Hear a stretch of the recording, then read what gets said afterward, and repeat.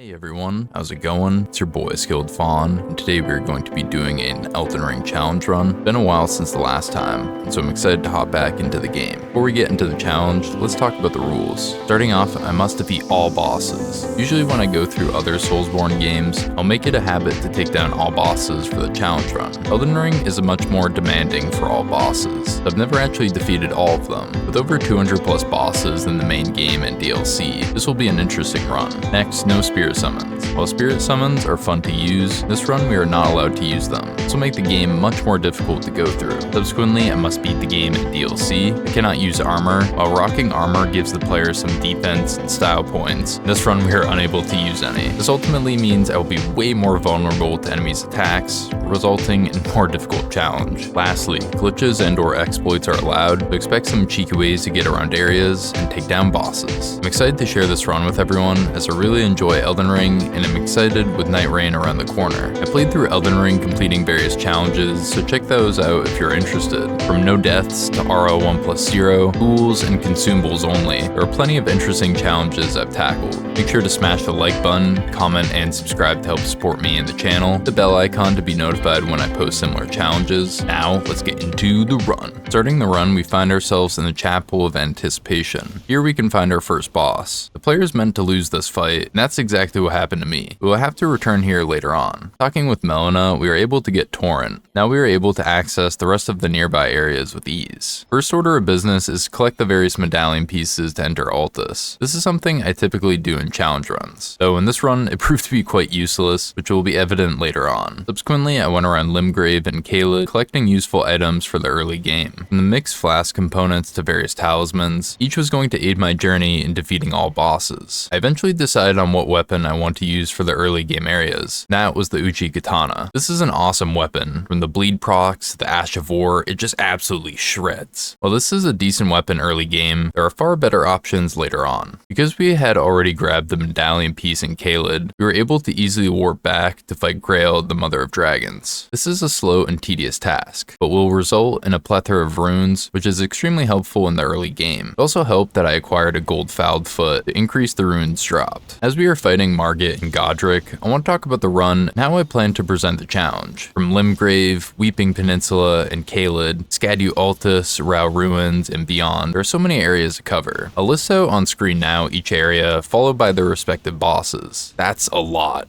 which is tedious while simultaneously being fun fighting that many enemies. Because of this, I think it is best not to cover every single boss, since this would be time consuming and not as entertaining. If you're interested in seeing each boss fight alongside the challenge run as a whole, I implore you to check out the VOD channel. Here I post streams and highlights from the challenges I complete. Now I plan to showcase the bosses and enemies that I've interacted with the least across all my playthroughs, alongside funny moments, progression route, etc. I'd decided to head into Liurnia next, further progress through the game, rather than taking out bosses in early areas. This way I can level up some more, alongside strengthening my weapon, talisman selection, and healing flask. Bogart and Raya have a quest line that greatly benefits the player. This allows for easier access to Mount Gelmir. The player is able to purchase prawns, which reduce physical damage for some time. Since we basically have no defense, this will be great for late game and DLC bosses. Going through the ruin-strewn precipice, we make our way to Magma Worm Makar. This is one of the few entrances into Altus Plateau. Fortunately, this meant that the medallion pieces I collected earlier were basically null and void, amounting to nothing helpful. Though I did waste a bit of time collecting them, I was able to still take advantage of those areas collecting Radagon's Source Seal, which is excellent for early game, alongside some other useful things. I figured I would need to take down Makar eventually, so why not now? The only challenging thing about this boss is that he has extremely staggered attacks, which can make timing dodge rolls tough. Ultimately, we take him down, and we are able to progress into Altus. Nearby to the capital, inside a cave, I collected the next smithing stone bell bearing, which we can now upgrade smithing weapons to +12. Earlier, when I was in Liurnia, I collected the first one. At the end of the cave is a boss fight with Onyx Lord, which was both fun but extremely laughable. Stagger locking this boss definitely helped to seal the win. Because we have entered Altus Plateau, Radagon's Festival is open to the player. I opted to go here to take him down early, since this this would yield numerous runes alongside opening Nokron below ground. Even with a slightly underpowered weapon and no summons, Radahn proved to be a quick and easy fight. Even so, this is one of my favorite bosses in the game. I always enjoy a good fight with one of the Lands Between's strongest warriors. In the end, we defeat Radahn, bringing the stars. I got obliterated by the sniper in the catacombs in Radahn's area, so we will have to return here later. Weeping Peninsula was the first area I decided to go through in its entirety. While I won't go through every boss in depth, I will showcase how exploring and taking down bosses goes. From the Knights Cavalry to Death Birds, there are numerous enemies to take on, just in Weeping Peninsula alone. I'll put on screen again the bosses for this section, with the main goal of reiterating how tedious yet fun it is to complete. This area has the quote-unquote easier bosses in the game, with most having extremely low health, resistances, and defense. Even so, there are some interesting fights. For instance, this one cave at the end just has this massive Miranda Blossom, which is one of the easiest enemy types in the game. Let's just say, yeah, this was a quick fight. Cemetery Shade is a super cool boss that has just very little HP, which is kind of unfortunate. I really enjoyed the design of this boss, so it would have been awesome to see another variant, or at least one with more health. Fortunately, that's not the case, and so maybe Night Rain will yield the answers I'm looking for. From the good to the tedious to the utterly strange bosses, there are ups and downs while doing an all-boss run. This was just a small taste of the run, as this was just one area, and is arguably the easiest section of the game, so everything is an uphill battle from here. Limgrave and Liurnia were next. These proved to be extremely time-consuming, since there are over 30 bosses between the two areas. While I was going through, this really helped me to better understand each boss and dodge roll timings. Going back to the starting area, we defeated the Grafted Scion, who swiftly took us down earlier. Of the two areas, I found Liurnia to be the most exciting, since there was a large variety of bosses here. Questlines like Ronnie's need to be completed, since Estelle and Glintstone Dragon Adula are found as the player progresses through. Because we progress up to Altus, we are able to easily enter Lindell, the capital. This is needed to progress the story, but also opens up more bosses for us to take down. Lindell and the capital outskirts don't have many bosses, but some are quite tedious to get to, such as Moog the Omen. Going through the subterranean shunning grounds is super interesting lore-wise, but definitely takes some time going through. Except the Frenzied Flame and Three Fingers, ultimately becoming their messenger and champion, spread chaos and madness throughout the Lands Between. Back in Caelid, I went around taking down the various bosses. One highlight for me was the duo Misbegotten and Crucible Knight fight. I rarely fight the Crucible Knights, since most are in super obscure locations. This is one reason why when I do fight one, I tend to really enjoy the fight, especially pairing the Fool into Oblivion. This is definitely one of the more difficult sections in the game, even compared to certain later game areas. From the large birds to the Lovecraftian dogs, everything in Caelid wants to hurt the player. The Scarlet Rot Dragon was also another awesome fight. This boss I have fought many times before, but I really enjoy taking him down since it has a slightly different moveset to most dragons. Rot being such a deadly stats effect makes this fight even more intense. Dragon Barrow was even more difficult than Caelid. From the triple Crystallian boss fight to the duo Beastman fight, things were not going to be easy. These bosses either deal insane damage or have some deadly stats effect attached to them. Getting to the Godskin Apostle, located beneath Radahn's Divine Tower, I found to be quite fun.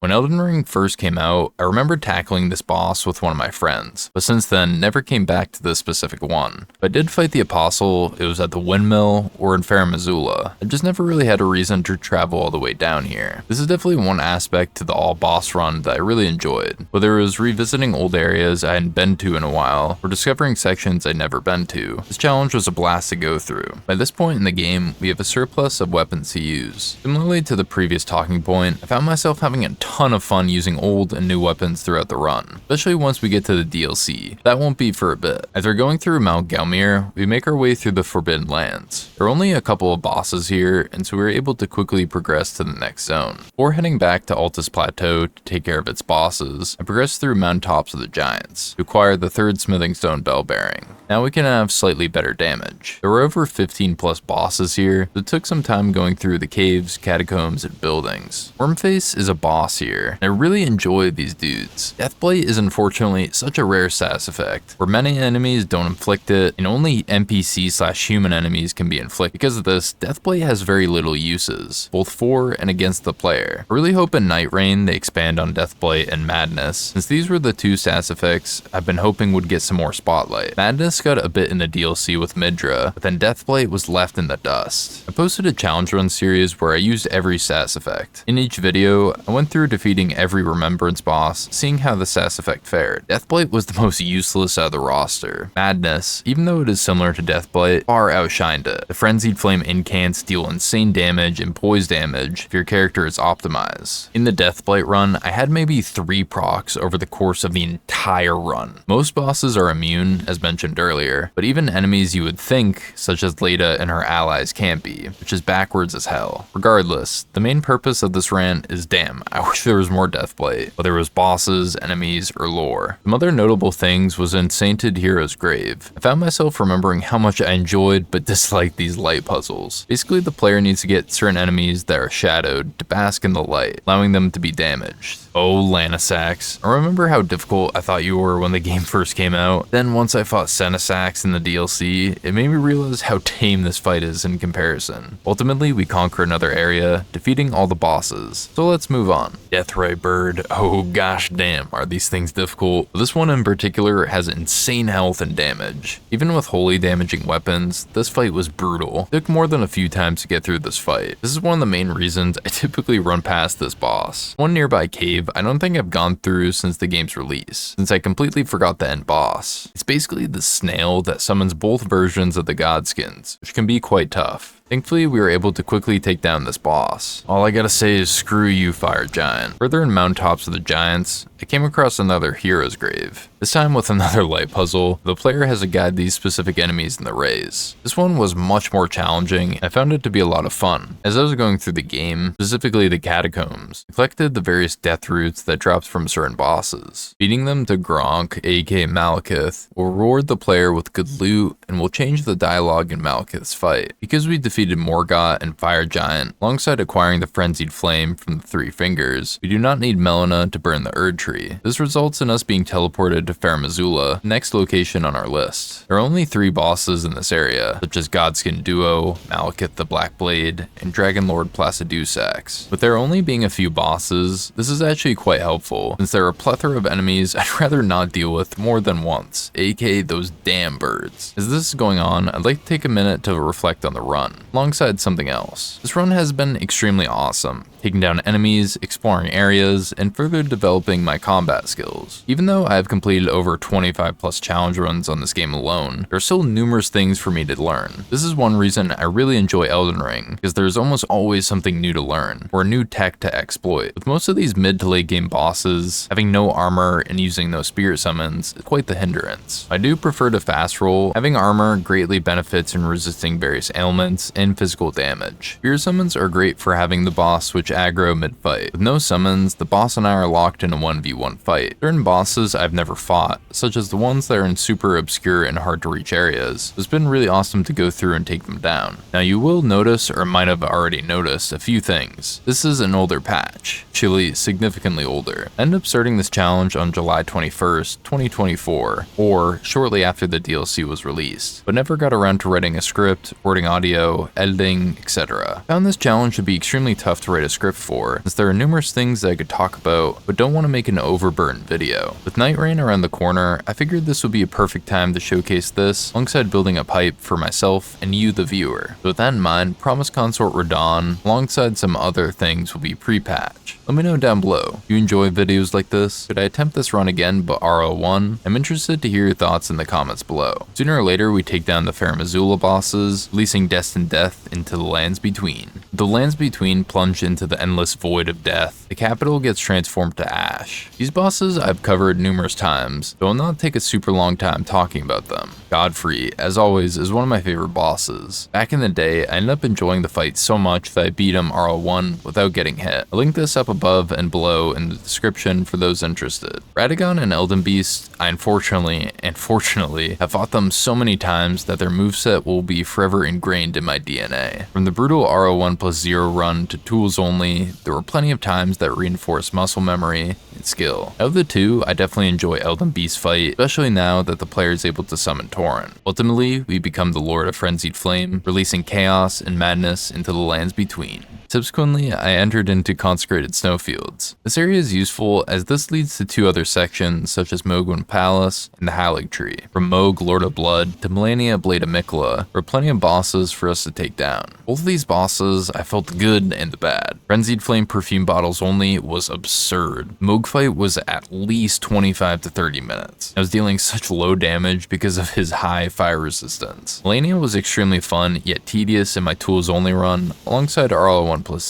Any mistake meant 3 to 5 minutes of draining the health she had restored. Similarly to Mountaintops of the Giants, there's this Deathrite bird here with a large health pool and defense. Thankfully, I've acquired numerous cracked pots, alongside some beefy holy weapons, so this time around things went much more smoothly. The final things we have to do in the main game have us go underground into Nokron, Lake of Rot, alongside under Lindell the capital. The ancestor spirits melted as my blade cut through. At this point, with our high damage and weapon level, we shred through them like knife going through butter. The highlight of this area is the two Dragonkin soldiers within the Lake of Rot and Nokron. Both drop some excellent frost weapons that are some of the best in the game. With these bosses defeated, we have completed the main game of Elden Ring, took down every boss within Limgrave, Caelid, consecrated snowfields, and beyond. If you're interested in seeing more gameplay from the various challenges I complete alongside this one, check out the VODs channel. From Sekiro, AP1, Demon Bell, and Charmless, KOTOR Blasters Only, there's a plethora of content for you to check out. Now, let's head into the DLC. The DLC, every time I play, is always an extremely humbling experience. No matter where the player ends up, the DLC will scale accordingly.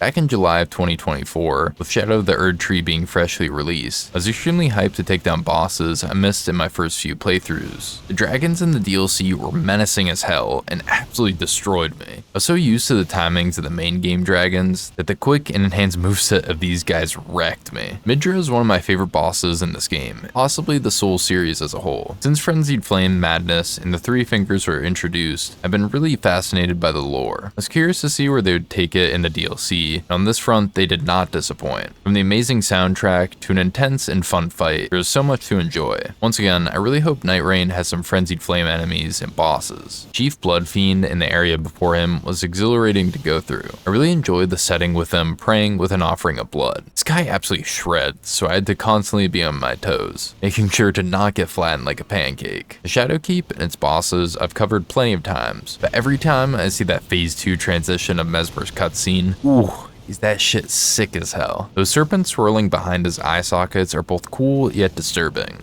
I always like coming to this point, and he is an excellent skill check for the DLC. I give a warm welcome to Ancient Dragon Man. The Great Sword of Damnation does an excellent job at doing that. One thing that was disappointing to me at least was how bare bones the finger ruins are. The one located northeast has something unique, which is a Falling Star beast fight. Even though we have fought these guys more than a few times thus far in the run, it is interesting they placed them here. I talked about Deathblight, given not much love during the main game. I was happy to see them including it in the DLC slightly. This one divine beast specifically is able to inflict Deathblight, while the one located at the base of an ear limb utilizes frost, lightning, and wind. The player has to take on the divine beast alongside a few ballasts that also inflict Deathblight. Let's just say I might have gotten Deathblighted a few times here. Before we get into an ear limb and the final areas of the DLC, I have to talk about Senesax. This dragon is 20 times harder than Bale or any dragon from the main game besides Plassie. Nearly the entire area is covered in water, and since lightning travels along water, it meant an extremely challenging fight. Out of the DLC bosses, this was the hardest and proved the most time consuming. Scarlet Rot was the GOAT of this fight, allowing me to play things cautiously while the boss was getting damaged. After burning the ceiling tree, we are teleported to a near limb, final area in the DLC. Near the top, we can find Needle Knight Leda and her allies. Even though these guys aren't bosses, they have the health pool near to them, so I often consider this to be a boss fight. Using the knowledge of the Three Fingers passed down, show Leda the true lord. In the end, she sees the truth in the flames as she succumbs to it. Radon Promised Consort and his Phase 2 counterpart were relentless in their pursuit of a 1,000-year voyage of compassion. I opted to use the buckler shield and daggers. Parrying Radon is one of the most satisfying things you can do. Even though it's not Sekiro's parrying sound effect, this is still music to my ears. It's crazy watching this now and seeing how much Radon in the the game changed. From small tweaks to major ones, it has been interesting watching this through. For instance, it is insane to think that Radahn storms the player instantly as they enter his arena, compared to now where he takes 3 to 5 seconds to walk up. That cross slash attack being in its pure, nearly undodgeable form, how I'm thankful they patched that. In the end, we defeat Radahn and Mikola, finishing the DLC. This has been Elden Ring, all bosses defeated. This was a super satisfying run to complete. Whether it was me coming across bosses I hadn't fought in a while, to the difficulty of not using armor and spirit summons, this was a fun and challenging run to finish. There are so many bosses to take down in Elden Ring, alongside areas to progress, but this ended up taking over 29 hours to complete. Let me know down below,